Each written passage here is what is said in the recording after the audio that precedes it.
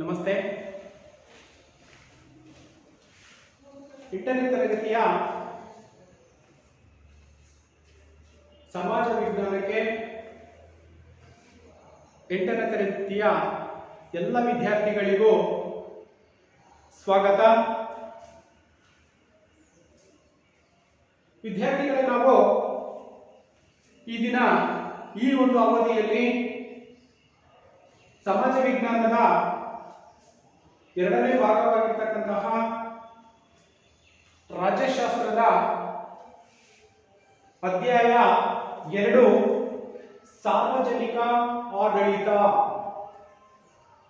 Public administrative, ಸಾರ್ವಜನಿಕ ಆಡಳಿತವನ್ನ ಈ ಒಂದು ಅವಧಿಯಲ್ಲಿ ನಾವು ಅಧ್ಯಯನವನ್ನ ಮಾಡಬೇಕಾಗುತ್ತೆ ಮಕ್ಕಳೇ.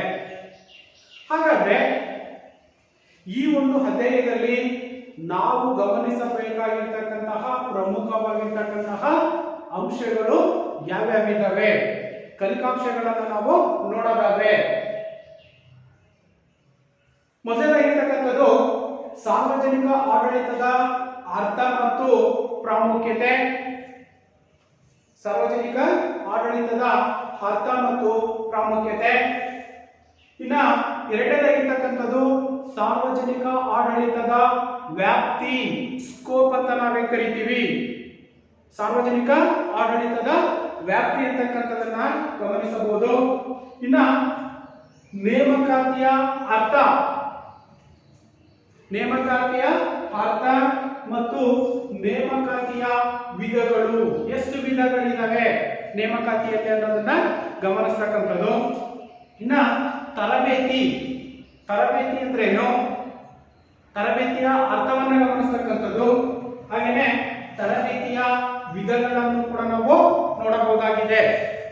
ಹಾಗೇನೆ ಕೇಂದ್ರ ಲೋಕಸೇವಾ ಆಯೋಗ, ಕೇಂದ್ರ ಲೋಕಸೇವಾ ಆಯೋಗ, ಹಾಗೇನೆ ಕರ್ನಾಟಕ ಲೋಕಸೇವಾ ಆಯೋಗ, ಹಾಗೇನೆ ಕೇಂದ್ರ ಸಚಿವಾಲಯ, ಕೇಂದ್ರ ಸಚಿವಾಲಯ, ಹಾಗೇನೆ ರಾಜ್ಯ ಸಚಿವಾಲಯ, ಹಾಗೇನೆ ಕಾನೂನು ಸುವ್ಯವಸ್ಥಿತೆ.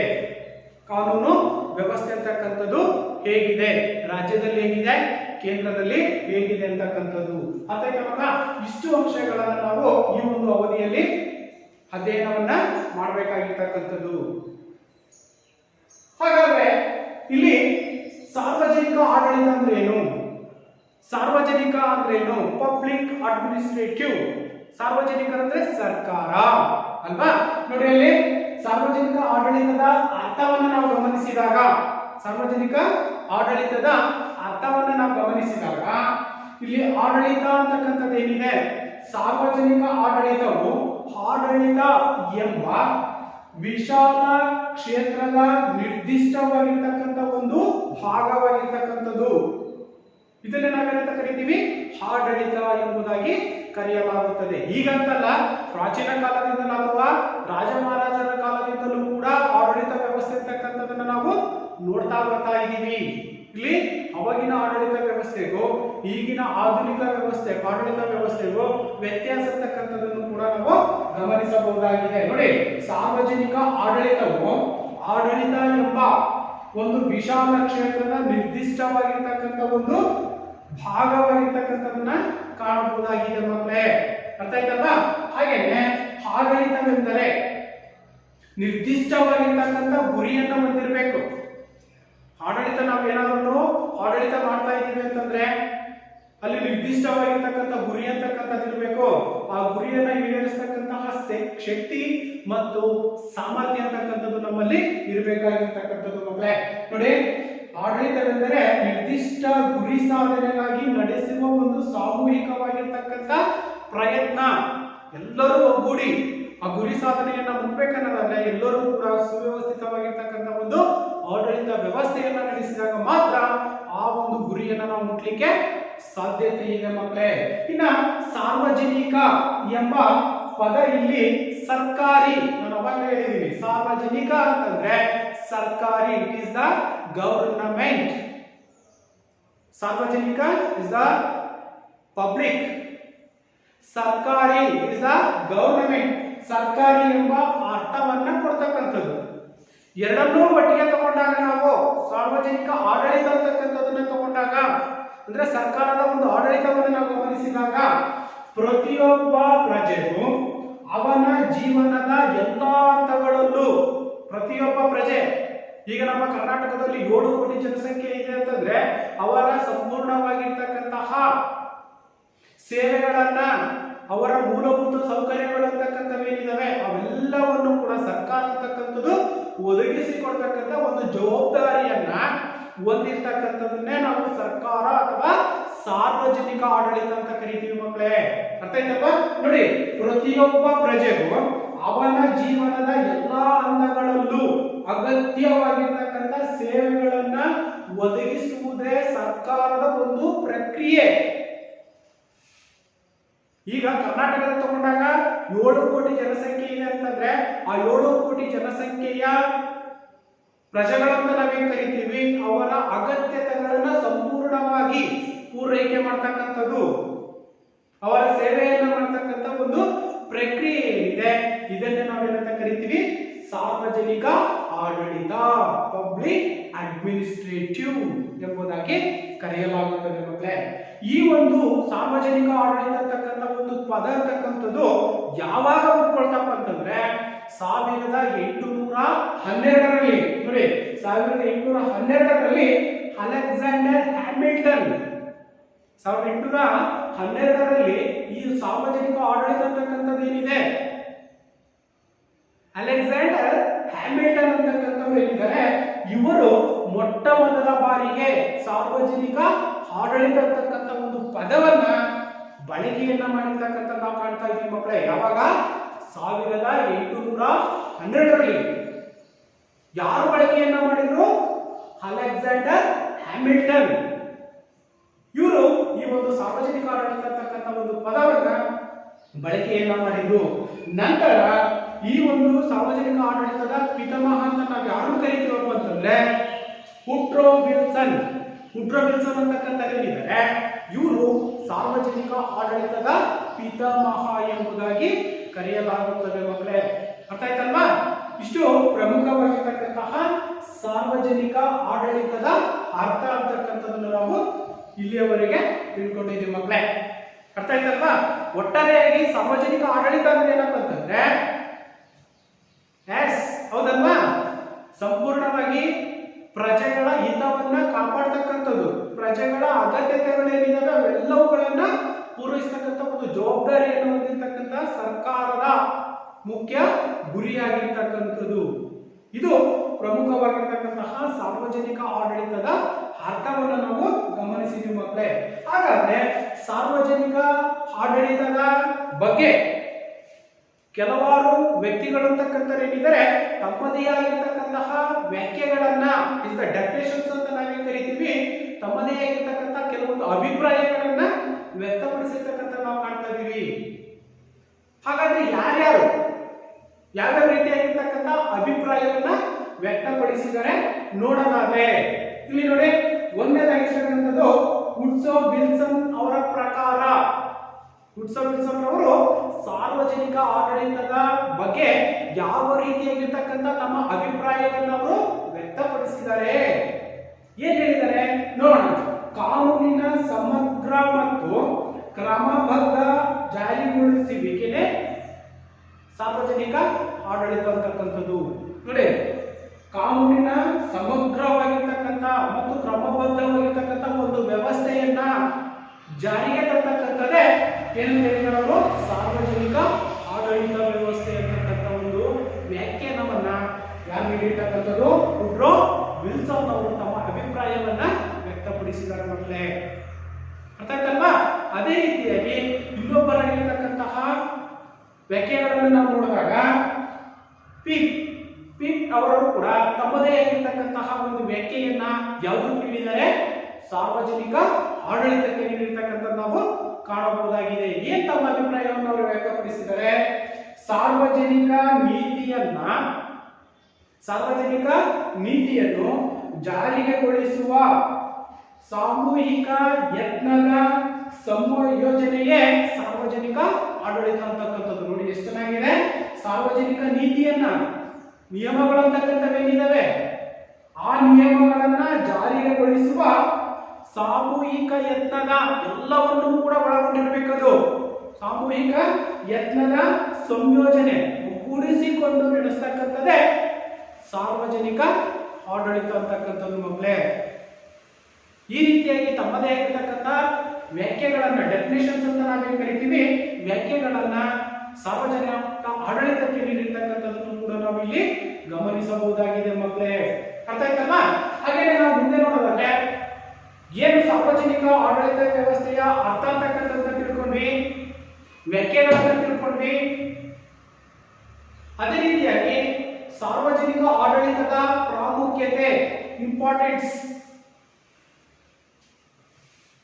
ಸಾರ್ವಜನಿಕ ಆಡಳಿತದ ಪ್ರಾಮುಖ್ಯತೆಯನ್ನು ನಾವು ಗಮನಿಸಿದಾಗ ತನ್ನದೇ ಆಗಿರ್ತಕ್ಕಂಥ ಒಂದು ಪ್ರಾಮುಖ್ಯತೆಯನ್ನ ಸಾರ್ವಜನಿಕ ಆಡಳಿತ ವ್ಯವಸ್ಥೆ ಅಂತಕ್ಕಂಥದ್ದು ಹೊಂದಿರತಕ್ಕಂಥದ್ದು ನಾವು ಕಾಣ್ತಾ ಇದ್ದೀವಿ.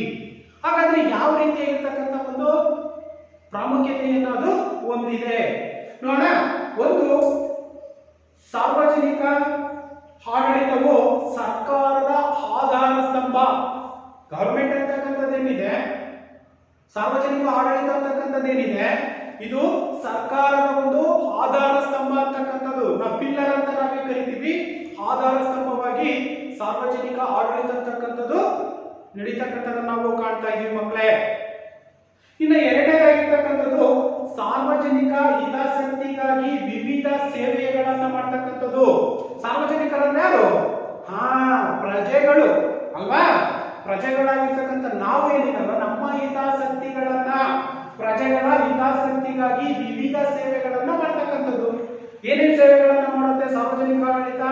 ಆರೋಗ್ಯ ಆಗಿರ್ಬೋದು, ವಸತಿ ಆಗಿರ್ಬೋದು, ಶಿಕ್ಷಣ ಆಗಿರ್ಬೋದು, ಸ್ವಚ್ಛತೆ ಆಗಿರ್ಬೋದು, ನೈರ್ಮಲ್ಯ ಆಗಿರ್ಬೋದು ಅಲ್ವಾ? ಈ ರೀತಿಯಾಗಿರ್ತಕ್ಕಂಥ ಸೇವೆಗಳನ್ನ, ವಿವಿಧ ಸೇವೆಗಳನ್ನ ನೀಡತಕ್ಕಂಥ ಒಂದು ಜವಾಬ್ದಾರಿಯನ್ನ, ಪ್ರಾಮುಖ್ಯತೆಯನ್ನ ಸಾರ್ವಜನಿಕ ಆಡಳಿತ ವ್ಯವಸ್ಥೆ ಅಂತಕ್ಕಂಥದ್ದು ಹೊಂದಿರುತ್ತೆ ಮಕ್ಕಳೇ ಅಲ್ವಾ? ಹಾಗಾದ್ರೆ ಇನ್ನ ಮೂರನೇದಾಗಿರ್ತಕ್ಕಂಥದ್ದು ಕಾನೂನು ಮತ್ತು ನೀತಿಗಳ ಅನುಷ್ಠಾನ. ಸಾರ್ವಜನಿಕ ವ್ಯವಸ್ಥೆ ಅಂತಕ್ಕಂಥದ್ದೇನಿದೆ, ಸಾರ್ವಜನಿಕ ಆಡಳಿತ ವ್ಯವಸ್ಥೆ ಅಂತಕ್ಕಂಥದ್ದೇನಿದೆ, ಕಾನೂನು ಮತ್ತು ನೀತಿಗಳ ಅನುಷ್ಠಾನ ಅಂದ್ರೆ ಸಂವಿಧಾನದಲ್ಲಿರ್ತಕ್ಕಂತಹ ನಿಯಮಗಳು ಏನಿದಾವೆ, ಕಾನೂನುಗಳು ಅಂತಕ್ಕಂಥವೇನಿದಾವೆ, ಆ ಕಾನೂನಿನ ಚೌಕಟ್ಟಿನ ಒಳಗಡೆ ತನ್ನ ಆಡಳಿತ ವ್ಯವಸ್ಥೆಯನ್ನ ಇದು ಸರ್ಕಾರ ಅಂತಕ್ಕಂಥದ್ದು ಮಾಡ್ತಕ್ಕಂಥದ್ದನ್ನು ನಾವು ಗಮನಿಸಬಹುದಾಗಿದೆ ಮಕ್ಕಳೇ. ಅದನ್ನೇ ನಾವು ಇಲ್ಲಿ ಹೇಳ್ತಾ ಇದೀವಿ, ಕಾನೂನು ಮತ್ತು ನೀತಿಗಳ ಅನುಷ್ಠಾನ ಅಂತಕ್ಕಂಥದ್ದಾಗಬೇಕು. ಇನ್ನು ನಾಲ್ಕನೇದಾಗಿರ್ತಕ್ಕಂಥದ್ದು ಸಾಮಾಜಿಕ ಭದ್ರತೆಯನ್ನ ಕಾಪಾಡ್ತಕ್ಕಂಥದ್ದು. ಸಾರ್ವಜನಿಕ ಆಡಳಿತದ ಮತ್ತೊಂದು ಪ್ರಮುಖವಾಗಿರ್ತಕ್ಕಂಥ ಪ್ರಾಮುಖ್ಯತೆ ಏನಪ್ಪ ಅಂತಂದ್ರೆ ನೋಡಿ, ಸಾಮಾಜಿಕ ಭದ್ರತೆಯನ್ನ ಕಾಪಾಡ್ತಕ್ಕಂಥದ್ದು, ಜನರ ಭದ್ರತೆಯನ್ನ ಕಾಪಾಡ್ತಕ್ಕಂಥದ್ದು, ಸಮಾಜದ ಅಭಿವೃದ್ಧಿಯನ್ನ ಮಾಡ್ತಕ್ಕಂಥ ಜವಾಬ್ದಾರಿಯನ್ನ, ಸಮಾಜದಲ್ಲಿ ಭದ್ರತೆಯನ್ನು ಒದಗಿಸಿಕೊಡ್ತಕ್ಕಂಥ ಜವಾಬ್ದಾರಿಯನ್ನ ಯಾವುದು ಹೊಂದಿರುತ್ತೆ? ಸಾರ್ವಜನಿಕ ಆಡಳಿತ ವ್ಯವಸ್ಥೆ ಅಂತಕ್ಕಂಥದ್ದು ಹೊಂದಿರಬೇಕಾಗುತ್ತೆ. ಇನ್ನ ಶಾಸಕಾಂಗ ಕಾರ್ಯಾಂಗಕ್ಕೂ ಕೂಡ ಸಹಾಯವನ್ನ ಮಾಡ್ತಕ್ಕಂಥದ್ದು. ಏನು ಸರ್ಕಾರದ ಅಂಗಗಳು ಅಂತ ನಾವೇ ಕರಿತೀವಿ, ನಾವು ಶಾಸಕಾಂಗ, ಕಾರ್ಯಾಂಗ ಮತ್ತು ನ್ಯಾಯಾಂಗ ಇವೆರಡು ಒಂದಾದ್ರೆ ನ್ಯಾಯಾಂಗ ತನ್ನದೇ ಆಗಿರ್ತಕ್ಕಂಥ ಒಂದು ಅಸ್ತಿತ್ವವನ್ನು ಹೊಂದಿರ್ತಕ್ಕಂಥದ್ದು. ಅಂದ್ರೆ ಸಾರ್ವಜನಿಕ ಆಡಳಿತ ವ್ಯವಸ್ಥೆಯಲ್ಲಿ ಶಾಸಕಾಂಗ ಮತ್ತು ಕಾರ್ಯಾಂಗಕ್ಕೂ ಕೂಡ ಸಹಾಯವನ್ನು ಮಾಡ್ತಕ್ಕಂಥ ಜವಾಬ್ದಾರಿಯನ್ನ ಯಾವ್ದು ಹೊಂದಿರುತ್ತೆ? ಸಾರ್ವಜನಿಕ ಆಡಳಿತ ವ್ಯವಸ್ಥೆ ಅಂತಕ್ಕಂಥದ್ದು ಹೊಂದಿರುತ್ತೆ ಮಕ್ಕಳೇ. ಈ ರೀತಿಯಾಗಿ ತನ್ನದೇ ಆಗಿರ್ತಕ್ಕಂಥ ಒಂದು ಪ್ರಾಮುಖ್ಯತೆಯನ್ನ ಸಾರ್ವಜನಿಕ ಆಡಳಿತ ವ್ಯವಸ್ಥೆ ಹೊಂದಿರ್ತಕ್ಕಂಥದನ್ನ ಗಮನಿಸಬಹುದಾಗಿದೆ. ಅರ್ಥ ಆಯ್ತಲ್ವಾ? ಇಷ್ಟು ಸಾರ್ವಜನಿಕ ಆಡಳಿತ ವ್ಯವಸ್ಥೆಯ ಪ್ರಾಮುಖ್ಯತೆ. ಹಾಗೆಯೇ ಸಾರ್ವಜನಿಕ ಆಡಳಿತ ವ್ಯವಸ್ಥೆಯ ಅಥವಾ ಸಾರ್ವಜನಿಕ ಆಡಳಿತ ವ್ಯವಸ್ಥೆಯ ವ್ಯಾಪ್ತಿಯನ್ನು ನೋಡಿದಾಗ ಸ್ಕೋಪ್ ಅಂತ ಕರಿತೀವಿ. ತನ್ನದೇ ಆಗಿರ್ತಕ್ಕಂಥ ಒಂದು ವ್ಯಾಪ್ತಿ ಅಂದ್ರೆ ವಿಸ್ತೀರ್ಣತೆಯನ್ನಾದು ಹೊಂದಿರತಕ್ಕಂಥದನ್ನ ಕಾಣಬಹುದಾಗಿದೆ.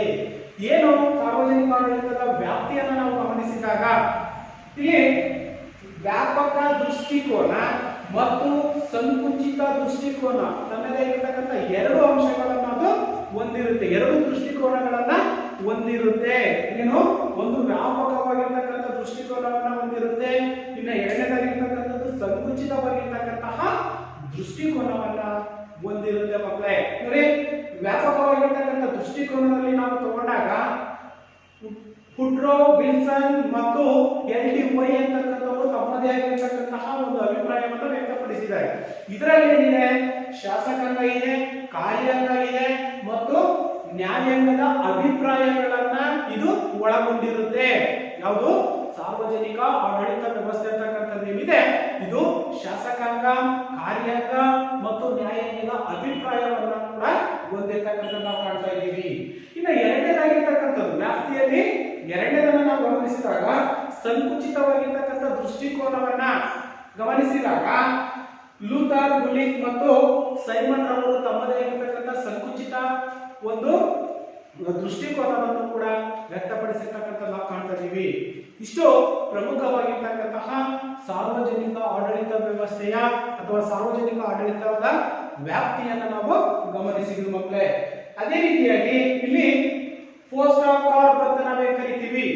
ಪೋಸ್ಟ್ ಆಫ್ ಕಾರ್ಪ್ ಅಂತಕ್ಕಂಥದ್ದು ಏನಿದೆ, ಈ ಪೋಸ್ಟ್ ಆಫ್ ಕಾರ್ಪ್ ಅನ್ನ ಸಂಕ್ಷಿಪ್ತವಾಗಿ ನಾವು ಗಮನಿಸೋದಾದ್ರೆ ಏನ್ ಪೋಸ್ಟ್ ಆಫ್ ಕಾರ್ಪ್ ಅಂತಂದ್ರೆ POSTCRB ಪೋಸ್ಟ್ ಆಫ್ ಕಾರ್ಪ್ ಅಂತ ನಾವು ಕರಿತೀವಿ. P means ಯೋಜನೆ, ಪ್ಲಾನಿಂಗ್ ಅನ್ನು ಮಾಡ್ಕೊಳ್ತಕ್ಕಂಥದ್ದು, ಯೋಜನೆಯನ್ನು ಮಾಡ್ತಕ್ಕಂಥದ್ದು. O means ಸಂಘಟನೆ, ಆರ್ಗನೈಸೇಷನ್ ಅಂತ ನಾವು ಕರಿತೀವಿ, ಆರ್ಗನೈಸೇಷನ್. S for ಸಿಬ್ಬಂದಿ ವ್ಯವಸ್ಥೆ, ಸ್ಟಾಫಿಂಗ್ ಅಂತ ನಾವೇ ಕರಿತೀವಿ, ಸಿಬ್ಬಂದಿಯ ವ್ಯವಸ್ಥೆಯನ್ನ ಮಾಡ್ತಕ್ಕಂಥದ್ದು. ಇನ್ನು D means ನಿರ್ದೇಶನವನ್ನ, ಡೈರೆಕ್ಟಿಂಗ್, ನಿರ್ದೇಶನವನ್ನ ನೀಡತಕ್ಕಂಥದ್ದು.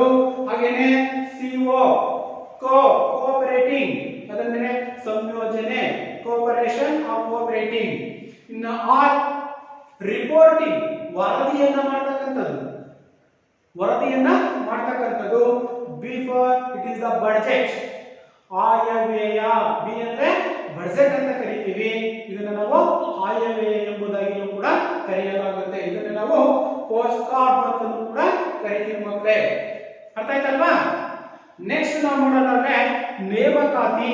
ಸಾರ್ವಜನಿಕ ಆಡಳಿತಕ್ಕೆ ಯಾವ ರೀತಿಯಾಗಿರ್ತಕ್ಕಂಥ ಒಂದು ನೇಮಕಾತಿ ಅಂತಕ್ಕಂಥದ್ದು, ಆಯ್ಕೆ ಅಂತಕ್ಕಂಥದ್ದು ನಡೆಯುತ್ತೆ ನೋಡೋಣಲ್ವಾ?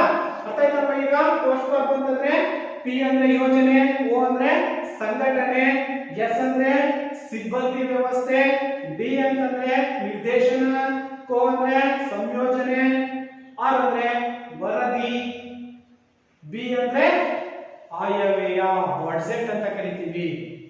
ಇಲ್ಲಿ ನೆಕ್ಸ್ಟ್ ನಾವು ನೇಮಕಾತಿಯನ್ನು ನೋಡಿದಾಗ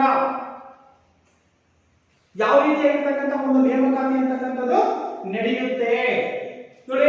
ಮೊದಲಾಗಿರ್ತಕ್ಕಂಥದ್ದು ಸಾರ್ವಜನಿಕ ಆಡಳಿತದ ಯಶಸ್ಸಿಗೆ ಪರಿಣಾಮಕಾರಿ ಸಿಬ್ಬಂದಿಯ ಅವಶ್ಯಕತೆ ಅಂತಕ್ಕಂಥದ್ದಿದೆ. ಒಂದು ಉತ್ತಮವಾಗಿರ್ತಕ್ಕಂಥ ಸೇವೆಯನ್ನ ಮಾಡ್ತಕ್ಕಂಥ ವ್ಯಕ್ತಿಯನ್ನ ನಾವು ಆಯ್ಕೆ ಮಾಡಬೇಕಾಗುತ್ತೆ. ಯಾವುದರಲ್ಲಿ? ಸಾರ್ವಜನಿಕ ಆಡಳಿತ ವ್ಯವಸ್ಥೆಯಲ್ಲಿ. ನೋಡಿ, ಸಾರ್ವಜನಿಕ ಆಡಳಿತ ಯಶಸ್ಸಾಗಬೇಕಾದ್ರೆ, ಫಲಪ್ರದವಾಗಬೇಕಾದ್ರೆ ಒಂದು ಪರಿಣಾಮಕಾರಿಯಾಗಿರ್ತಕ್ಕಂತಹ ಸಿಬ್ಬಂದಿಗಳನ್ನ ನಾವು ಆಯ್ಕೆ ಮಾಡಬೇಕಾಗುತ್ತೆ.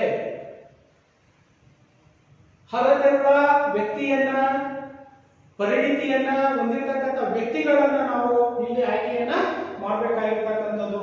ಇನ್ನು ಎರಡನೇದಾಗಿರ್ತಕ್ಕಂಥದ್ದು ಕ್ರಮಬದ್ಧವಾಗಿರ್ತಕ್ಕಂಥ ರೀತಿಯಲ್ಲಿ ಅನೇಕ ಪ್ರಕ್ರಿಯೆಗಳ ಮೂಲಕ ಆಯ್ಕೆಯನ್ನ ಮಾಡತಕ್ಕಂಥದ್ದು, ಕ್ರಮಬದ್ಧವಾಗಿ ಆಯ್ಕೆಯನ್ನ ಮಾಡತಕ್ಕಂಥದ್ದು. ಹಾಗೇನೆ ಅನೇಕ ಪ್ರಕ್ರಿಯೆಗಳಿರ್ತಕ್ಕಂಥವಿರ್ತವೆ. ಯಾವ ರೀತಿಯಾಗಿ ಒಬ್ಬ ವ್ಯಕ್ತಿಯನ್ನ ನಾವು ಸೇರಿಸ್ಕೊಳ್ತಾ ಇದ್ದೀವಿ ಅಥವಾ ಅಪಾಯಿಂಟ್ಮೆಂಟ್ ಅನ್ನು ಅವನಿಗೆ ಉದ್ಯೋಗವನ್ನ ಕೊಡ್ತಾ ಇದೀವಿ ಅಂತಂದ್ರೆ ಎಲ್ಲಾ ಪ್ರಕ್ರಿಯೆಗಳು ಅಂತಕ್ಕಂಥವಲ್ಲಿ ಪಾಸ್ ಆದಾಗ ಮಾತ್ರ ಆ ಒಂದು ಹುದ್ದೆಯನ್ನು ಅಲಂಕರಿಸಲಿಕ್ಕೆ ಸಾಧ್ಯತೆ ಇದೆ ಮಕ್ಕಳೇ, ಅಲ್ವಾ? ಅದನ್ನ ಇಲ್ಲಿ ಕ್ರಮಬದ್ಧ ರೀತಿಯಲ್ಲಿ ಅನೇಕ ಪ್ರಕ್ರಿಯೆಗಳ ಮೂಲಕ ಆಯ್ಕೆಯನ್ನ ಮಾಡ್ತಕ್ಕಂಥದ್ದನ್ನು ನಾವು ಕಾಣ್ತೀವಿ. ಇನ್ನ ಸಮರ್ಪಕವಾಗಿರ್ತಕ್ಕಂಥ ವೈಜ್ಞಾನಿಕವಾಗಿರ್ತಕ್ಕಂಥ ದೃಷ್ಟಿಕೋನವನ್ನು ಇಟ್ಕೊಂಡು ನಾವು ನೇಮಕಾತಿಯ ಪ್ರಕ್ರಿಯೆಯನ್ನ ಪ್ರಾರಂಭಿಸಬೇಕಾಗಿರ್ತಕ್ಕಂಥದ್ದು. ಅದರ ಜೊತೆಯಲ್ಲಿ ಇನ್ನೊಂದು ಅಂಶವನ್ನ ನೆನಪಿಟ್ಕೋಬೇಕು ಮಕ್ಕಳೇ, ದಕ್ಷವಾಗಿರ್ತಕ್ಕಂಥ ಸಿಬ್ಬಂದಿ ವರ್ಗದಿಂದ ಅಭಿವೃದ್ಧಿ ಮಾತ್ರ ಸಾಧ್ಯ. ದಕ್ಷ ಅಧಿಕಾರಿಗಳನ್ನ ನಾವು ಆಯ್ಕೆ ಮಾಡಬೇಕು. ದಕ್ಷ ಅಧಿಕಾರಿಗಳನ್ನ ಆಯ್ಕೆ ಮಾಡಿದಂತ ಸಂದರ್ಭದಲ್ಲಿ ಅಲ್ಲಿ ಆಡಳಿತ ವ್ಯವಸ್ಥೆ ಅಂತಕ್ಕಂಥದ್ದು ಯಶಸ್ವಿಯಾಗಲಿಕ್ಕೆ ಸಾಧ್ಯತೆ ಇದೆ. ಅದಕ್ಕಾಗಿ ನೇಮಕಾತಿಯಲ್ಲಿ ಹಲವಾರು ಪ್ರಕ್ರಿಯೆಗಳಂತಕ್ಕಂಥವಿರ್ತವೆ. ಆ ಪ್ರಕ್ರಿಯೆಗಳ ನಂತರನೇ ಆ ಒಬ್ಬ ವ್ಯಕ್ತಿ ಅಂತಕ್ಕಂಥ ಸೇವೆಗೆ ನಾವು ಆಯ್ಕೆ ಮಾಡ್ತಕ್ಕಂಥ ಜವಾಬ್ದಾರಿಯನ್ನು ಹೊಂದಿರಬೇಕಾಗುತ್ತೆ ಮಕ್ಕಳೇ. ಅರ್ಥ ಆಯ್ತಲ್ವಾ? ನೇಮಕಾತಿ ಅಂತಕ್ಕಂಥದ್ದನ್ನ ನಾವು ವಿಧಾನಗಳನ್ನ ತಿಳ್ಕೊಂಡ್ವಿ. ನೇಮಕಾತಿ ಅಂದ್ರೆ ಏನು ಅಂತಕ್ಕಂಥದನ್ನ ತಿಳ್ಕೊಂಡ್ವಿ. ಹಾಗೆ ನೇಮಕಾತಿಗಳಲ್ಲಿ 2 ವಿಧಗಳನ್ನ ನಾವು ಕಾಣ್ತೀವಿ. ನೇಮಕಾತಿಗಳಲ್ಲಿ ಎಷ್ಟು ವಿಧಗಳನ್ನ ಕಾಣ್ತೀವಿ? 2 ವಿಧಗಳನ್ನ ಕಾಣ್ತೀವಿ. ಒಂದು ನೇರ ನೇಮಕಾತಿ, ಎರಡನೇದಾಗಿರ್ತಕ್ಕಂಥದ್ದು ಆಂತರಿಕ ನೇಮಕಾತಿ ಅಂತಕ್ಕಂಥದ್ದು.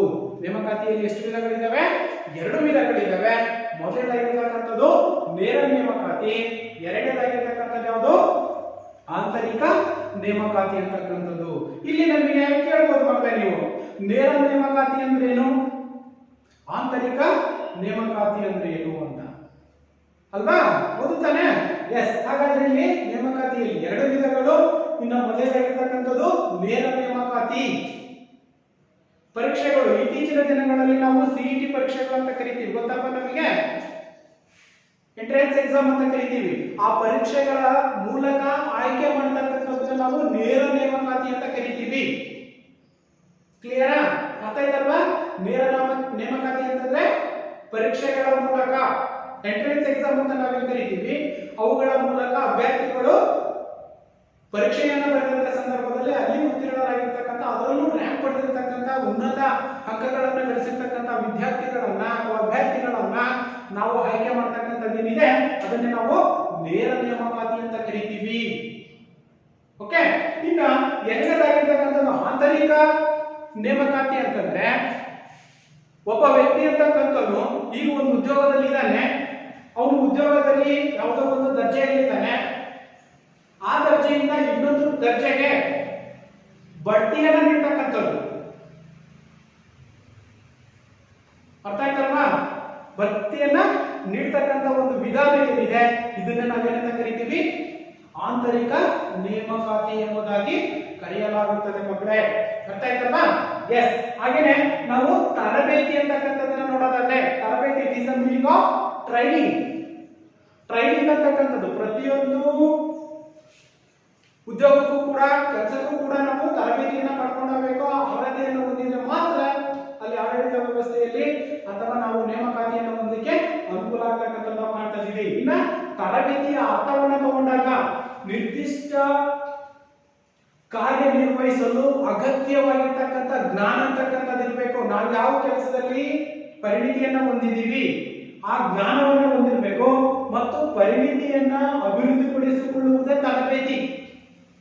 ನಾವು ಯಾವ್ದಾದ್ರು ಒಂದು ಟ್ರೈನಿಂಗ್ ಅನ್ನು ಹೋಗ್ತಾ ಇದೀವಿ ಅಂತಂದ್ರೆ, ಯಾವುದು ಈಗ ಟೀಚರ್ಸ್ ಟ್ರೈನಿಂಗ್ ಹೋಗಿರ್ತೀವಿ ಅಥವಾ ಪೊಲೀಸ್ ಟ್ರೈನಿಂಗ್ ಹೋಗಿರ್ತೀವಿ, ಐಟಿ ಟ್ರೈನಿಂಗ್ ಹೋಗಿರ್ತೀವಿ, ಇನ್ಯಾವುದೋ ಒಂದು ಟ್ರೈನಿಂಗ್ ಅಂತ ಹೋಗಿರ್ತೀವಿ.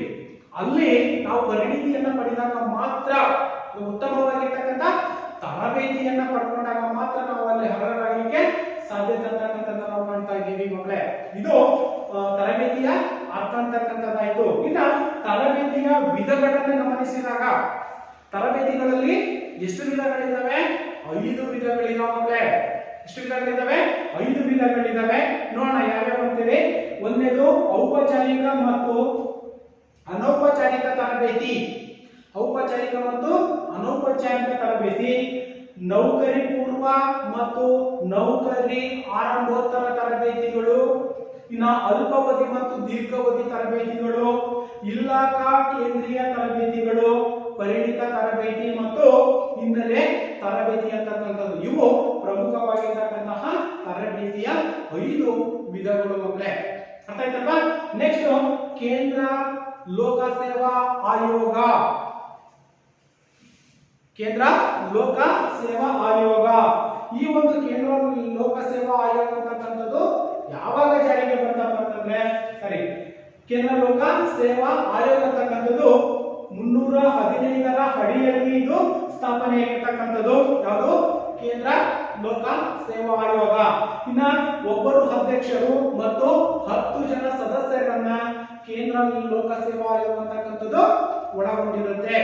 ಒಬ್ಬರು ಅಧ್ಯಕ್ಷರು ಹಾಗೇನೆ 10 ಜನ ಸದಸ್ಯರನ್ನ ಇದು ಒಳಗೊಂಡಿರುತ್ತೆ. ಇವರನ್ನ ಕೇಂದ್ರ ಲೋಕ ಸೇವಾ ಆಯೋಗದ ಸದಸ್ಯರು ಅಂತಕ್ಕಂಥ ಏನಿದ್ದಾರೆ, ಅಧ್ಯಕ್ಷರು ಅಂತಕ್ಕಂಥ ಏನಿದ್ದಾರೆ, ಇವರನ್ನ ಯಾರು ಆಯ್ಕೆ ಮಾಡ್ತಾರಪ್ಪ ಅಂತಂದ್ರೆ ರಾಷ್ಟ್ರಪತಿಗಳು, ಪ್ರೆಸಿಡೆಂಟ್, ರಾಷ್ಟ್ರಪತಿಗಳು ಇವರನ್ನ ಆಯ್ಕೆ ಮಾಡ್ತಕ್ಕಂಥ ನಾವು ಕಾಣ್ತಿದ್ದೀವಿ. ಹಾಗಾದ್ರೆ ಅವರ ಒಂದು ವಯಸ್ಸು ಸೇವೆ ಅಂತಕ್ಕಂಥದ್ದು ಎಷ್ಟು ವರ್ಷಕ್ಕೆ ಅಂತಂದ್ರೆ 6 ವರ್ಷದ ಅವಧಿಯಿಂದ ಅಥವಾ 65 ವರ್ಷದ ಅವಧಿಯವರೆಗೂ ಕೂಡ, ಅಂದ್ರೆ ಅವರ ಒಂದು ಏಜ್ ಲಿಮಿಟ್ ಅಂತಕ್ಕಂಥದ್ದು ಏನಿದೆ 6 ವರ್ಷದವರೆಗೂ ಸೇವೆ ಸಲ್ಲಿಸಬಹುದು ಅಥವಾ ಅವರ ಅಂತಿಮ ಏಜ್ 65 ಅಂತ ಏನಿರುತ್ತ ವಯಸ್ಸಿನವರೆಗೂ ಕೂಡ ಸೇವೆಯನ್ನ ಸಲ್ಲಿಸ್ತಕ್ಕಂಥದ್ದು ನಾವು ಕಾಣ್ತಾ ಇದ್ದೀವಿ. ಹಾಗಾದ್ರೆ ಕೇಂದ್ರ ಲೋಕ ಸೇವಾ ಆಯೋಗದ ಆಡಳಿತ ಕೇಂದ್ರ ಕಚೇರಿ ಅಂತಕ್ಕಂಥದ್ದು ಎಲ್ಲಿದೆ ಅಂತಂದ್ರೆ ದೆಹಲಿಯಲ್ಲಿ. ಕೇಂದ್ರ ಲೋಕ ಸೇವಾ ಆಯೋಗದ ಆಡಳಿತದ ಕೇಂದ್ರ ಕಚೇರಿಯನ್ನು ನಾವು ಎಲ್ಲಿ ಕಾಣ್ತಾ ಇದ್ದೀವಿ? ದೆಹಲಿಯಲ್ಲಿ ಕಾಣ್ತಾ ಇದ್ದೀವಿ ಮಕ್ಕಳೇ. ಇದು ಕೇಂದ್ರ ಲೋಕ ಸೇವಾ ಆಯೋಗ. ಹಾಗಾದ್ರೆ ಕೇಂದ್ರ ಲೋಕ ಸೇವಾ ಆಯೋಗದ ಕಾರ್ಯಗಳು ಏನೆಲ್ಲ, ತನ್ನ ಕೆಲಸ ಕಾರ್ಯಗಳನ್ನ ಕೇಂದ್ರ ಲೋಕ ಸೇವಾ ಆಯೋಗ ಅಂತಕ್ಕಂಥದ್ದು ಮಾಡುತ್ತೆ ನೋಡೋಣ. ಒಂದು, ಕೇಂದ್ರ ಎ ಮತ್ತು ಬಿ ವೃಂದದ ಸೇವೆಗಳ ನೇಮಕಾತಿ ಪರೀಕ್ಷೆಗಳನ್ನು ನಡೆಸುತ್ತೆ. ಉನ್ನತ ಹುದ್ದೆಗಳು ಅಂತ ನಾವೇ ಕರಿತೀವಿ. ಉನ್ನತ ಹುದ್ದೆಗಳು ಅಂತ ಒಂದು ಉನ್ನತ ಹುದ್ದೆಗಳಿಗೆ ಪರೀಕ್ಷೆಗಳನ್ನ ನಡೆಸ್ತಕ್ಕಂಥದ್ದು. ಇನ್ನ ನೇರ ನೇಮಕಾತಿಗೆ ಸಂದರ್ಶನವನ್ನ ನಡೆಸ್ತಕ್ಕಂಥದ್ದು. ಇಂಟರ್ವ್ಯೂ ಅಂತ ನಾವೇ ಕರಿತೀವಿ. ಸಂದರ್ಶನಗಳನ್ನ ಮಾಡ್ತಕ್ಕಂಥದ್ದು. ಹಾಗೇನೆ ಸರ್ಕಾರಕ್ಕೆ ಸಲಹೆಯನ್ನ ನೀಡ್ತಕ್ಕಂಥದ್ದು.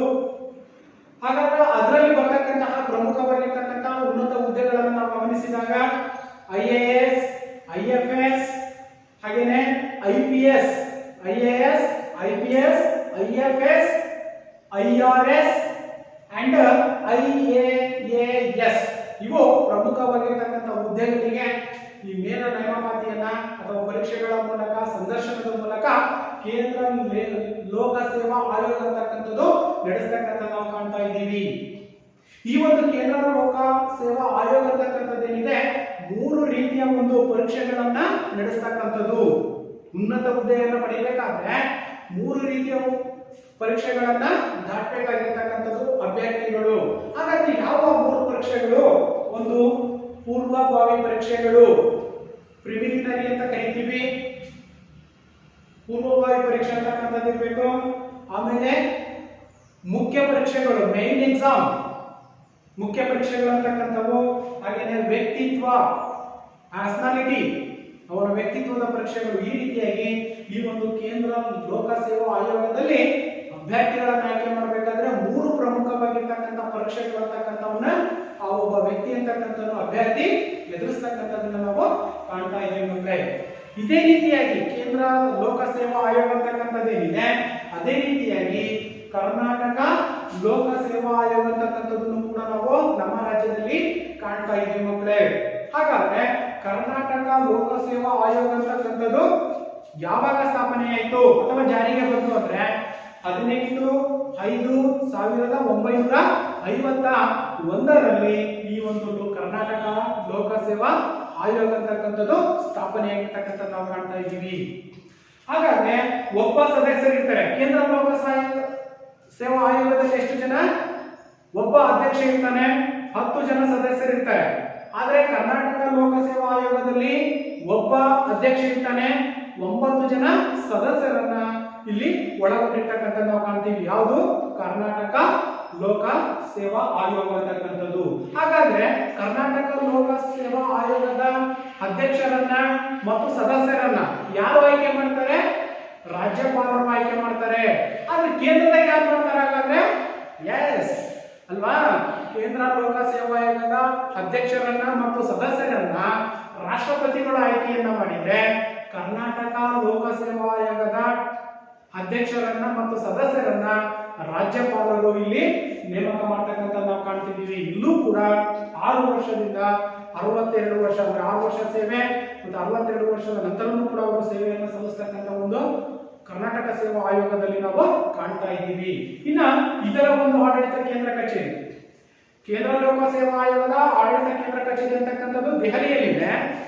ಅದೇ ರೀತಿಯಾಗಿ ಕರ್ನಾಟಕದ ಲೋಕಸೇವಾ ಆಯೋಗದ ಆಡಳಿತ ಕೇಂದ್ರ ಕಚೇರಿಯನ್ನು ನಾವು ಎಲ್ಲಿ ಕಾಣ್ತಾ ಇದ್ದೀವಿ? ಬೆಂಗಳೂರು. ಎಸ್ ಅಲ್ವಾ, ಬೆಂಗಳೂರಲ್ಲಿ ನಾವು ಕಾಣ್ತಾ ಇದ್ದೀವಿ. ಇದು ಕರ್ನಾಟಕ ಲೋಕಸೇವಾ ಆಯೋಗ ಯಾವಾಗ ಸ್ಥಾಪನೆ ಆಯಿತು? ಸದಸ್ಯರನ್ನ ಯಾರು ಆಯ್ಕೆ ಮಾಡ್ತಾರೆ, ಅವರ ಅಧಿಕಾರಾವಧಿ ಎಷ್ಟು ಅಂತಕ್ಕಂಥದ್ದು ಗೊತ್ತಾಯ್ತು. ಇನ್ನ ಕರ್ನಾಟಕ ರಾಜ್ಯ ಲೋಕಸೇವಾ ಆಯೋಗದ ಕಾರ್ಯಗಳು, ಕೇಂದ್ರದಲ್ಲಿ ಯಾವ ರೀತಿಯಾಗಿರ್ತಕ್ಕಂಥ ಕಾರ್ಯಗಳನ್ನು ನೋಡಿದ್ವೋ ಅದೇ ರೀತಿಯಾಗಿರ್ತಕ್ಕಂತಹ ಕರ್ನಾಟಕ ರಾಜ್ಯ ಲೋಕಸೇವಾ ಆಯೋಗದಲ್ಲೂ ಕೂಡ ಕಾರ್ಯಗಳು ಅಂತಕ್ಕಂಥವು ಏನ್ ಕಾರ್ಯಗಳನ್ನ ಮಾಡುತ್ತೆ? ರಾಜ್ಯದ ಎ ಮತ್ತು ಬಿ ವೃಂದದ ಸೇವೆಗೆ ಇಲ್ಲಿ ಪರೀಕ್ಷೆಗಳನ್ನ ನಡೆಸ್ತಕ್ಕಂಥದ್ದು. ಅಲ್ಲಿ ನಾವು IAS, IPS, IFS ಉನ್ನತ ಹುದ್ದೆಗಳಿಗೆ ಪರೀಕ್ಷೆಗಳು ನಡೆಸ್ತಾ ಇದ್ವೋ, ಇಲ್ಲೂ ಕೂಡ ಅದೇ ರೀತಿಯಾಗಿರ್ತಕ್ಕಂಥ KPSC ಅಲ್ವಾ, ಈ ರೀತಿಯಾಗಿರ್ತಕ್ಕಂಥ ಉನ್ನತ ಹುದ್ದೆಗಳಿಗೆ ಎ ಮತ್ತು ಬಿ ವೃಂದದ ಸೇವಾ ಪರೀಕ್ಷೆಗಳನ್ನ ಕರ್ನಾಟಕ ಲೋಕಸೇವಾ ಆಯೋಗ ಅಂತಕ್ಕಂಥದ್ದು ನಡೆಸ್ತಕ್ಕಂಥದ್ದು ನಾವು ಕಾಣ್ತಿದ್ದೀವಿ. ಹಾಗೇನೆ ಇಲ್ಲೂ ಕೂಡ ಸಂದರ್ಶನ ಅಂತಕ್ಕಂಥದ್ದು ಇರುತ್ತೆ, ಸಂದರ್ಶನವನ್ನು ಕೂಡ ಮಾಡ್ತಕ್ಕಂಥದ್ದು. ಹಾಗೇನೆ ಸರ್ಕಾರಕ್ಕೆ ಸಲಹೆಗಳನ್ನು ಕೂಡ ಇದು ಕರ್ನಾಟಕ ಲೋಕಸೇವಾ ಆಯೋಗ ಸಲಹೆಯನ್ನ ನೀಡತಕ್ಕಂಥದ್ದು. ಹಾಗೇನೆ ಇಲಾಖಾ ಪರೀಕ್ಷೆಗಳನ್ನು ನಡೆಸ್ತಕ್ಕಂಥದ್ದು. ನಾವು ಹೇಳಿದ್ವಲ್ಲ ಅವಾಗಲೇ ಎಂಟ್ರೆನ್ಸ್ ಎಕ್ಸಾಮ್ ಅಂತ ನಾವು ಕರಿತೀವಲ್ವಾ, ಯಾವ ಇಲಾಖೆಗಳಿಗೆ ಅಭ್ಯರ್ಥಿಗಳನ್ನ ಆಯ್ಕೆ ಮಾಡಬೇಕು ಆ ಒಂದು ಸಲಹೆಗಳನ್ನು ಕೂಡ ಇದು ನೀಡ್ತಕ್ಕಂಥದ್ದು ನಾವು ಕಾಣ್ತಾ ಇದ್ದೀವಿ. ಇಲಾಖಾ ಪರೀಕ್ಷೆಗಳನ್ನು ಕೂಡ ನಡೆಸ್ತಕ್ಕಂಥ ಒಂದು ಜವಾಬ್ದಾರಿಯನ್ನ ಕರ್ನಾಟಕ ಲೋಕಸೇವಾ ಆಯೋಗ ಅಂತಕ್ಕಂಥದ್ದು ಒಳಗೊಂಡಿರುತ್ತೆ. ಅರ್ಥ ಆಯ್ತಲ್ವಾ? ಈಗ ಕೇಂದ್ರ ಲೋಕಸೇವಾ ಆಯೋಗ ಅಂತಕ್ಕಂಥದ್ದು ಗೊತ್ತಾಯ್ತು, ಅದರ ಕಾರ್ಯಗಳು ಗೊತ್ತಾಯ್ತು. ಹಾಗೆ ಕರ್ನಾಟಕ ಲೋಕಸೇವಾ ಆಯೋಗವನ್ನು ತಿಳ್ಕೊಂಡ್ವಿ, ಸದಸ್ಯರನ್ನ ತಿಳ್ಕೊಂಡ್ವಿ, ಕಾರ್ಯಗಳು ಅಂತಕ್ಕಂಥದ್ದು ಕೂಡ ಗೊತ್ತಾಯ್ತು. ಇನ್ನ ಕೇಂದ್ರ ಸಚಿವಾಲಯ ಮತ್ತು ರಾಜ್ಯ ಸಚಿವಾಲಯ, ಕೇಂದ್ರ ಸಚಿವಾಲಯ ಮತ್ತು ರಾಜ್ಯ ಸಚಿವಾಲಯ ಕರ್ನಾಟಕದ ವಿವಿಧ ಖಾತೆಗಳು ಮತ್ತು ಇಲಾಖೆಗಳ ಮಿಶ್ರಣ ಅಂತಕ್ಕಂಥದ್ದನ್ನ ನಾವು ಕಾಣ್ತಾ ಇದ್ದೀವಿ. ಹಾಗೇನೆ ಮಂತ್ರಿಗಳನ್ನ ರಾಜಕೀಯ ಮುಖ್ಯಸ್ಥರನ್ನಾಗಿ ಮಾಡ್ತಕ್ಕಂಥ ಜವಾಬ್ದಾರಿಯನ್ನ ಯಾರು ಹೊಂದಿರ್ತಾರೆ? ಕೇಂದ್ರ ಸಚಿವಾಲಯ ಮತ್ತು ರಾಜ್ಯ ಸಚಿವಾಲಯ ಅಂತಕ್ಕಂಥದ್ದು ಒಳಗೊಂಡಿರುತ್ತೆ. ಸಚಿವ ಸಂಪುಟ ಅಂತ ಕರಿತೀವಿ ನೋಡ್ರಿ, ಆ ಮಂತ್ರಿಗಳನ್ನ ಆಯ್ಕೆ ಮಾಡ್ತಕ್ಕಂಥ ಜವಾಬ್ದಾರಿಯನ್ನ ಹೊಂದಿರುತ್ತೆ. ಇಲ್ಲಿ ಒಂದು ಎಕ್ಸಾಂಪಲ್ ಉದಾಹರಣೆ ತಗೊಳ್ಳೋದಾದ್ರೆ, ಗೃಹ ಮಂತ್ರಿಗಳನ್ನ ಆಯ್ಕೆ ಮಾಡ್ತಕ್ಕಂಥದ್ದು, ಕೃಷಿ ಹಾಗೇನೆ ಹಣಕಾಸು, ಈ ರೀತಿಯಾಗಿ ಹಲವಾರು ಖಾತೆಗಳಿಗೆ ಮಂತ್ರಿಗಳನ್ನ ಆಯ್ಕೆ ಮಾಡ್ತಕ್ಕಂಥ ಜವಾಬ್ದಾರಿಯನ್ನ ನಾವು ಕಾಣ್ತಾ ಇದ್ದೀವಿ ಮಕ್ಕಳೇ. ಅರ್ಥ ಆಯ್ತಲ್ವಾ? ಇನ್ನು ನಾವು ಸಚಿವಾಲಯದ ಶ್ರೇಣಿ ವ್ಯವಸ್ಥೆ ಅಂತಕ್ಕಂಥದನ್ನ ನೋಡೋದಾದ್ರೆ, ಸಚಿವಾಲಯದ ಶ್ರೇಣಿ ವ್ಯವಸ್ಥೆಯನ್ನ ನೋಡೋದಾದ್ರೆ ಇಲ್ಲಿ ಯಾವ ರೀತಿಯಾಗಿರುತ್ತೆ ಆ ಒಂದು ಸಚಿವಾಲಯ ಅಂದ್ರೆ, ಮೊದಲಾಗಿರ್ತಕ್ಕಂಥದ್ದು ಪ್ರಧಾನ ಕಾರ್ಯದರ್ಶಿ ಅಂತಕ್ಕಂಥವ್ರು ಇರ್ತಾರೆ. ಪ್ರಧಾನ ಕಾರ್ಯದರ್ಶಿಗಳು, ಅವರ ಕೆಳಗಿನಲ್ಲಿ ವಿಶೇಷ ಕಾರ್ಯದರ್ಶಿ ಅಥವಾ ಹೆಚ್ಚುವರಿ ಕಾರ್ಯದರ್ಶಿಯನ್ನು ನಾವು ಕಾಣ್ತೀವಿ. ವಿಶೇಷ ಕಾರ್ಯದರ್ಶಿ ಮತ್ತು ಹೆಚ್ಚುವರಿ ಕಾರ್ಯದರ್ಶಿಯನ್ನ ಕಾಣ್ತೀವಿ. ಇನ್ನ ಜಂಟಿ ಕಾರ್ಯದರ್ಶಿಗಳು ಅಂತ ಕರಿತೀವಿ ನಾವು, ಜಂಟಿ ಕಾರ್ಯದರ್ಶಿಗಳು, ಹಾಗೇನೆ ಉಪ ಕಾರ್ಯದರ್ಶಿಗಳು, ಹಾಗೇನೆ ಅಧೀನ ಕಾರ್ಯದರ್ಶಿಗಳು, ಅಧೀನ ಕಾರ್ಯದರ್ಶಿಗಳನ್ನು ಕೂಡ ಒಳಗೊಂಡಿರುತ್ತೆ. ಇನ್ನ ಸಹ ಕಾರ್ಯದರ್ಶಿಗಳನ್ನು ಒಳಗೊಂಡಿರುತ್ತೆ. ಇನ್ನು ಸೆಕ್ಷನ್ಸ್ ಆಫೀಸರ್, ಭಾಗಗಳಂತ ನಾವೇನ್ ಕರಿತೀವಿ, ಆ ಭಾಗಗಳ ಒಬ್ಬೊಂದು ಆಫೀಸರ್ಗಳನ್ನು ಕೂಡ ಹೊಂದಿರ್ತಕ್ಕಂಥ ನಾವು ಕಾಣ್ತೀವಿ. ಯಾವುದಲ್ಲಿ ಸಚಿವಾಲಯದ ಶ್ರೇಣಿ ವ್ಯವಸ್ಥೆಯನ್ನು ನಾವು ಗಮನಿಸಿದಾಗ ಮಕ್ಕಳೇ. ಇನ್ನ ಕಾನೂನು ಮತ್ತು ಸುವ್ಯವಸ್ಥಿತಿ ಅಂತಕ್ಕಂಥದ್ದು ರಾಜ್ಯದಲ್ಲಾಗಿರ್ಬೋದು ಅಥವಾ ದೇಶದಲ್ಲಾಗಿರ್ಬೋದು, ಕಾನೂನಿನ ಸುವ್ಯವಸ್ಥಿತಿ ಅಂತಕ್ಕಂಥದ್ದು ಸಂವಿಧಾನದ ಚೌಕಟ್ಟಿನ ಅಡಿಯಲ್ಲಿನೇ ಕಾರ್ಯವನ್ನ ನಿರ್ವಹಿಸ್ತಕ್ಕಂಥ ನಾವು ಕಾಣ್ತಿದ್ದೀವಿ. ಯಾವುದಾದರೂ ಒಂದು ರಾಜ್ಯ ಅಥವಾ ದೇಶ ಅಂತಕ್ಕಂಥದ್ದು ಸುಭದ್ರವಾಗಿದೆ, ನೆಮ್ಮದಿಯಿಂದ ಇದೆ, ಶಾಂತಿಯುತವಾಗಿದೆ ಅಂತಂದ್ರೆ ಅಲ್ಲಿ ಮುಖ್ಯವಾಗಿ ನಾವು ಗಮನಿಸಬೇಕಾಗಿರ್ತಕ್ಕಂಥದ್ದೇನು? ಕಾನೂನಿನ ಸುವ್ಯವಸ್ಥೆ ಅಂತಕ್ಕಂಥದ್ದು ಚೆನ್ನಾಗಿದ್ದಾಗ ಮಾತ್ರ ಅಲ್ವಾ. ಆ ಒಂದು ಕಾನೂನು ಸುವ್ಯವಸ್ಥೆಯನ್ನು ನಾವು ಗಮನಿಸಿದಾಗ ಯಾವ ರೀತಿ ಇರತಕ್ಕಂಥ ಕಾನೂನು ಸುವ್ಯವಸ್ಥೆಯನ್ನು ನಾವು ಗಮನಿಸಬಹುದು. ನೋಡಿ, ಇಲ್ಲಿ ಕೇಂದ್ರ ಮೀಸಲು ಪಡೆ ಅಂತಕ್ಕಂಥದ್ದಿದೆ. ಕೇಂದ್ರ ಸರ್ಕಾರಕ್ಕೆ ಸಂಬಂಧಪಟ್ಟಂತೆ ಕೇಂದ್ರದಲ್ಲಿ ಕೇಂದ್ರ ಮೀಸಲು ಪೊಲೀಸ್ ಪಡೆ ಅಂತಕ್ಕಂಥದ್ದನ್ನ ನಾವಲ್ಲಿ ಕಾಣ್ತೀವಿ. ಹಾಗೇನೆ ಇಲ್ಲಿ ಗಡಿ ಭದ್ರತಾ ಪಡೆ, ಮಿಲಿಟರಿ, ಬಾರ್ಡರ್ ಅಂತ ನಾವೇನ್ ಕರಿತೀವಿ, ಸೋಲ್ಜರ್ಸ್, ಬಾರ್ಡರ್ ಸೋಲ್ಜರ್ಸ್ ಅಂತ ನಾವೇನ್ ಕರಿತೀವಿ, ಸೈನಿಕರು, ಗಡಿ ಭಾಗದಲ್ಲಿರ್ತಕ್ಕಂಥ ಸೈನಿಕರನ್ನ ಒಳಗೊಂಡಿರುತ್ತೆ. ಹಾಗೇನೆ ರೈಲ್ವೆ ರಕ್ಷಣಾ ಪಡೆ ಅಂತಕ್ಕಂಥದ್ದು, ರೈಲ್ವೆ ಪೊಲೀಸ್ ಅಂತ ಕರಿತೀವಿ ಅಲ್ವಾ? ರೈಲ್ವೆ ಪೊಲೀಸ್ ಅಂತಕ್ಕಂಥದ್ದು ಕರಿತೀವಿ. ಇನ್ನ ಕೇಂದ್ರೀಯ ಉದ್ದಿಮೆ ರಕ್ಷಣೆ ಅಥವಾ ಸಂರಕ್ಷಣಾ ಪಡೆ ಅಂತಕ್ಕಂಥದ್ದು. ಈ ರೀತಿಯಾಗಿ ತನ್ನದೇ ಆಗಿರ್ತಕ್ಕಂಥ ಒಂದು ಕಾನೂನು ಸುವ್ಯವಸ್ಥೆ ಅಂತಕ್ಕಂಥದ್ದು ಇದ್ದಾಗ ಮಾತ್ರ, ವ್ಯವಸ್ಥಿತವಾಗಿರ್ತಕ್ಕಂಥ ಒಂದು ಕಾನೂನು ಸುವ್ಯವಸ್ಥೆ ಅಂತಕ್ಕಂಥದ್ದು ಇದ್ದಾಗ ಈ ಒಂದು ದೇಶ ಅಂತಕ್ಕಂಥದ್ದು ಅಥವಾ ರಾಜ್ಯ ಅಂತಕ್ಕಂಥದ್ದು ಉತ್ತಮವಾಗಿರ್ತಕ್ಕಂಥ ಅಭಿವೃದ್ಧಿಯನ್ನು ಹೊಂದಲಿಕ್ಕೆ ಸಾಧ್ಯತೆ ಅಂತಕ್ಕಂಥದ್ದನ್ನು ನಾವು ಗಮನಿಸಬಹುದಾಗಿದೆ. ಅರ್ಥ ಆಯ್ತಾ ಮಕ್ಕಳೇ? ಇಲ್ಲಿಯವರೆಗೆ ನಾವು ಸಾರ್ವಜನಿಕ ಆಡಳಿತವನ್ನ ಸಂಪೂರ್ಣವಾಗಿ ನಾವು ಅಧ್ಯಯನವನ್ನ ಮಾಡಿದ್ವಿ ಮಕ್ಕಳೇ. ಅರ್ಥ ಆಯ್ತಲ್ವಾ? ಅರ್ಥ ಆಯ್ತಲ್ವಾ? ಹಾಗಾದ್ರೆ ಹೋಮ್ವರ್ಕ್ ಅನ್ನ ಬರ್ಕೊಳ್ಳಿ. ಸಾರ್ವಜನಿಕ ಆಡಳಿತದ ಅರ್ಥವನ್ನ ತಿಳಿಸಿ. ಸಾರ್ವಜನಿಕ ಆಡಳಿತದ ಅರ್ಥವನ್ನ ತಿಳಿಸಿ.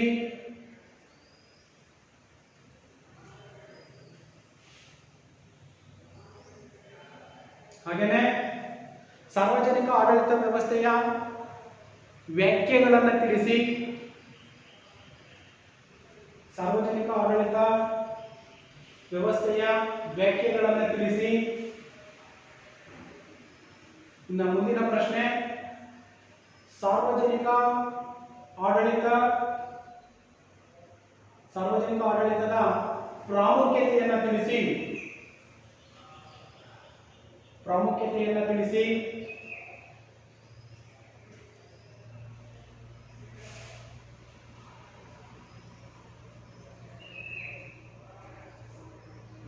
ಕೇಂದ್ರ ಲೋಕಸೇವಾ ಆಯೋಗದ ಕಾರ್ಯಗಳನ್ನು ತಿಳಿಸಿ.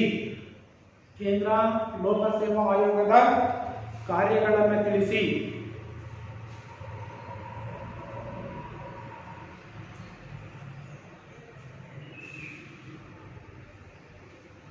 ಮುಂದಿನ ಪ್ರಶ್ನೆ, ಕರ್ನಾಟಕ ಲೋಕಸೇವಾ ಆಯೋಗದ ಕಾರ್ಯಗಳನ್ನು ತಿಳಿಸಿ. ಅರ್ಥ ಆಯ್ತಲ್ಲ ಮಕ್ಕಳೇ? ಇಷ್ಟು ಈ ಒಂದು ಸಾರ್ವಜನಿಕ ಆಡಳಿತ ಅಂತಕ್ಕಂಥದ್ದು.